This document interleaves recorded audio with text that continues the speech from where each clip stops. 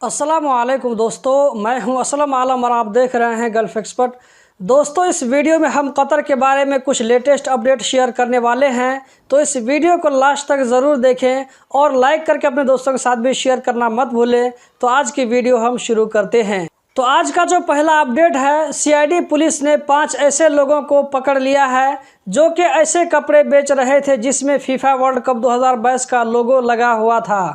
ये लोग social media के जरिए अपने सामान को प्रमोट करके बेच रहे थे। सीआईडी पुलिस की मेहनत के बाद इन लोगों को गिरफ्तार कर लिया गया है, जहां इनके खिलाफ अब लीगल एक्शन लिया जाएगा।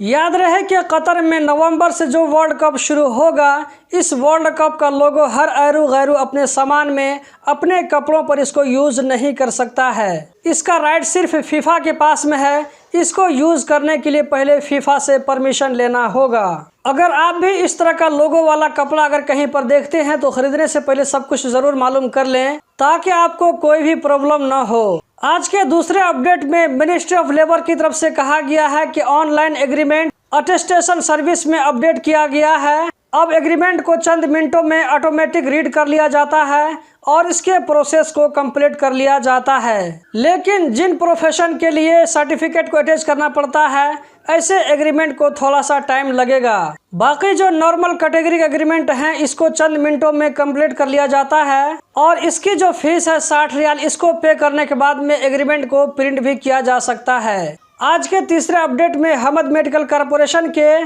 ब्लड डोनेशन सेंटर में ओ पॉजिटिव और ओ नेगेटिव ब्लड की जरूरत है। इसी तरह ए पॉजिटिव, बी पॉजिटिव और ए बी पॉजिटिव ब्लड की भी जरूरत है। आप में से जो भाई ब्लड डोनेट करना चाहते हैं, ब्लड डोनेट कर सकते हैं। यहाँ पर आपको ये भी बता दूं कि ब्लड डोनेट करने के बदले में आपको पैसा नहीं दिया जाएगा।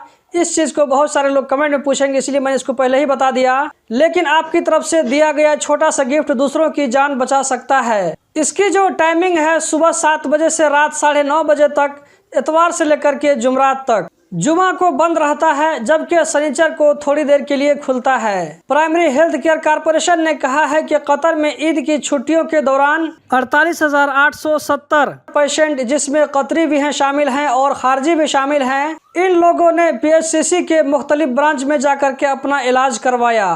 कतर मेट्रो रेल की तरफ से कहा गया है कि ईद की छुट्टियों में 2 मई से लेकर के 5 मई तक तकरीबन 7,35,000 लोगों ने मेट्रो और लुसेल ट्राम को यूज किया। कतर में 10 मई को 194 लोगों के खिलाफ लीगल एक्शन लिया गया है।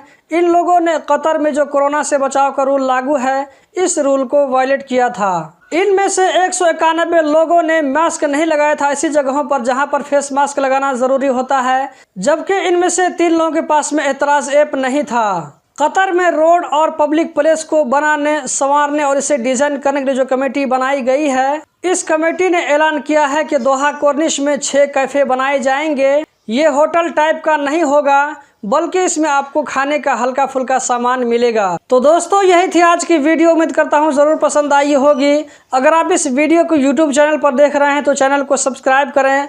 अगर आप इस वीडियो को फेसबुक पर देख रहे हैं तो पेज को लाइक और फॉलो करें, आगे भी शेयर करें।